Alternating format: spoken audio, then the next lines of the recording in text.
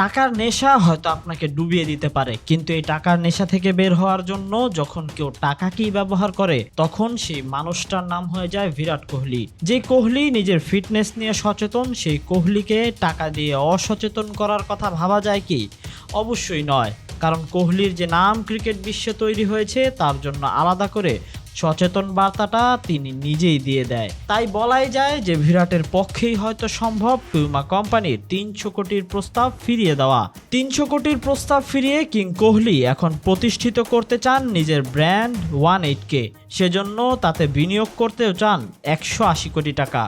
কলকাতার একটি প্রতিষ্ঠান অ্যাগিলিটাসে নিজের এই ব্র্যান্ডকে ওয়ার্ল্ড ওয়াইড প্রমোট করতে চান ভারতীয় এই ব্যাটার। পিউমার পাওয়া এই অফারে এর আগেও তাদের সাথে চুক্তিবদ্ধ হয়েছিলেন কোহলি।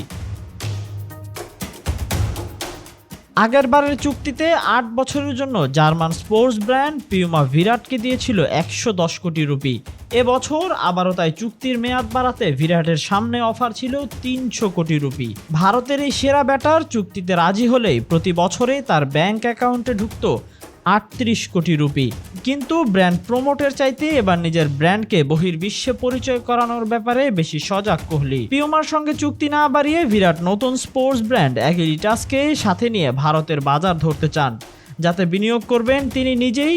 পিউমার ব্র্যান্ড অ্যাম্বাসেডর থাকা অবস্থায় দক্ষিণ এশিয়ার ব্যবস্থাপনা পরিচালক অভিষেক গাঙ্গুলির সাথে পরিচয় হয় তার। সে থেকেই তার সাথে আলোচনায় কিভাবে কোহলির ব্র্যান্ড 180কে পরিচয় করানো যায় বিশ্বের সাথে। তার সাথে এই পরিচয়ে অ্যাগিলিটাসকে এগিয়ে নেওয়ার জন্য আগ্রহ প্রকাশ করেন বিরাট। তাই এবার নিজের আগ্রহ সারা বিশ্বে মেড ইন ইন্ডিয়া থেকে 180 ও অ্যাগিলিটাসকে প্রমোট করা। তাতেই সাইডে রাখা 300 কোটি রুপি সরিয়ে নিজেই এখন বিনিয়োগ করবেন 180 কোটি টাকা।